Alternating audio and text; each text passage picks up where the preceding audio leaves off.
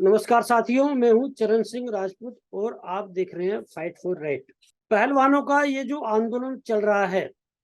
भले ही इस समय जंतर मंतर पर पहलवान ना बैठे हों, लेकिन आंदोलन जारी है और इस आंदोलन ने भारतीय जनता पार्टी की हालत खराब कर रखी है। जिस तरह के 15 तारीख तक अमित शाह जो गृह मंत्री है और अनुराग ठाकुर जो खेल मंत्री है, उन लोगों ने मीटिंग करके पहलवानों के साथ में, साक्षी मलिक और बजरंग पूनिया के साथ में 15 जून तक इस आंदोलन को स्थगित करा दिया था। लेकिन 15 जून से पहले ही इन पहलवानों को आशंका लगना लगी थी कि सरकार जो है वो ब्रजभूषण शरण सिंह को बचा रही थी। और 15 जून को जब दिल्ली पुलिस ने चार्जशीट जो है कोर्ट में दाखिल की, उसमें उससे स्पष्ट हो, पूरी तरह स्पष्ट हो गया कि ब्रजभूषण शरण सिंह को केंद्र सरकार ने बचाया। मतलब एक तरह से दिल्ली पुलिस ने क्लीन चिट दे दिए ब्रजभूषण शरण सिंह को। तो इस मामले में जिस तरह से पहलवानों ने फिर से आक्रामक रुख अपनाया है और भारतीय किसान यूनियन के राष्ट्रीय प्रवक्ता राकेश टिकैत ने कहा है कि जैसे ही पहलवान निर्णय लेंगे हम उनके साथ में हैं। ऐसे ही हरियाणा के जो किसान नेता हैं गुरनाम चढ़ूनी, उन्होंने भी बोला है कि जैसे पहलवान जो है निर्णय लेंगे हम उनके साथ में। मतलब पश्चिमी उत्तर प्रदेश और हरियाणा के जो हैं और हरियाणा के जो किसान हैं वो लामबंद होकर पूरी तरह से पहलवानों के साथ में हैं। प्रधानमंत्री जी जो है आजकल जो सुनने में आ रहा है, वो जो उपराष्ट्रपति है जगदीप धनखड़, उन पर काफी नाराज बताए जा रहे हैं, उन्हें काफी अपमानित भी कर रहे हैं। क्योंकि प्रधानमंत्री नरेंद्र मोदी और गृह मंत्री अमित शाह ने जगदीप धनखड़ को उपराष्ट्रपति इसलिए बनाया था कि जो किसान आंदोलन चला था, जो जाटों का आक्रोश था, उसे कम करने के लिए कि जगदीप धनखड़ के बाद उपराष्ट्रपति बनने के बाद में जाट समाज जो है वो भारतीय जनता पार्टी के खिलाफ आंदोलन नहीं करेगा। लेकिन जिस तरह से विनेश फोगाट, साक्षी मलिक और बजरंग पूनिया ने ये यौन शोषण का आरोप लगाकर ब्रजभूषण शरण सिंह पर एक माहौल बनाया और इधर से राकेश टिकैत खड़े हुए, उधर से हरियाणा के जाट जो है वो लामबंद हुए पहलवानों के पक्ष में। तो प्रधानमंत्री जो है, जो एक तरह से तानाशाही रवैया उनका है, उन्होंने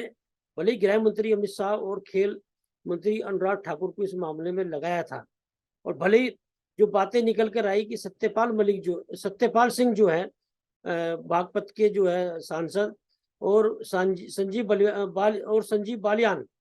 जो केंद्रीय राज्य मंत्री हैं, तो इन लोगों ने अमित शाह से मीटिंग कराई थी, एक प्रयास किया था।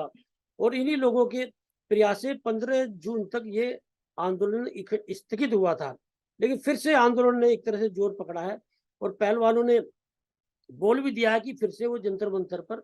आंदोलन करने जा रहे हैं। एक रणनीति बन रही है जंतर मंतर पर आंदोलन करने की।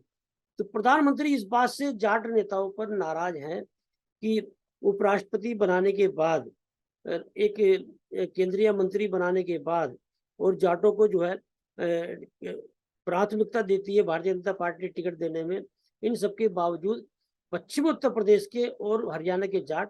भारतीय जनता पार्टी से नाराज हैं और खुलकर विरोध कर रहे हैं प्रधानमंत्री नरेंद्र मोदी का और गृह मंत्री अमित शाह का। और विनेश फोगाट ने तो एक तरह से प्रधानमंत्री पर बड़े सवाल पैदा करे हैं कि मैंने खुद 2021 में प्रधानमंत्री जी से मिलकर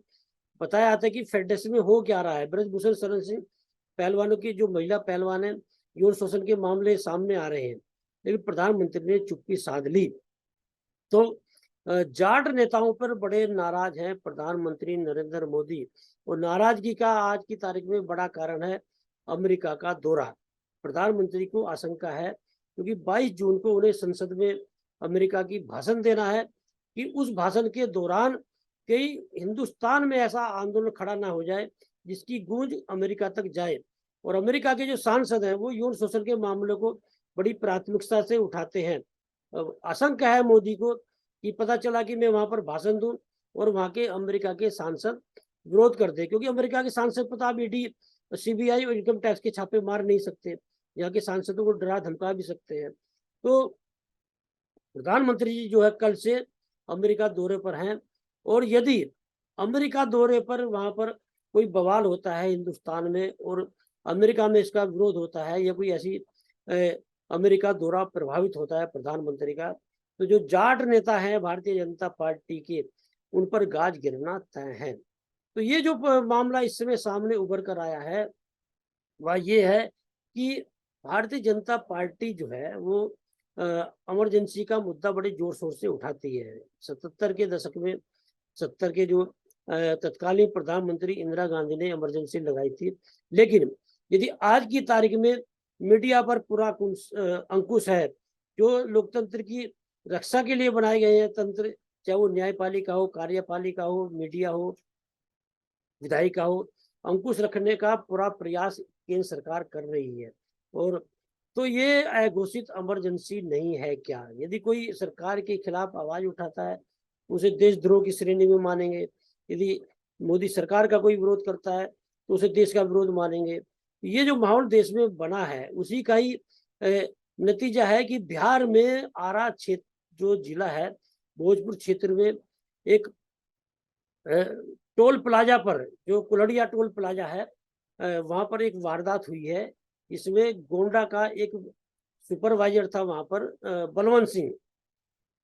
और उसकी और कुछ हरियाणा के बाउंसर हैं वहां पर, और पश्चिम उत्तर प्रदेश के, तो उनकी बहस होती थी ब्रजभूषण शरण सिंह पहलवानों के मामले में। तो वो ब्रजभूषण शरण सिंह का पक्ष लेता था क्योंकि गोंडा की रहने की वजह से, और ये लोग जो हैं उस पर बड़े नाराज थे। और ये खबर आज आई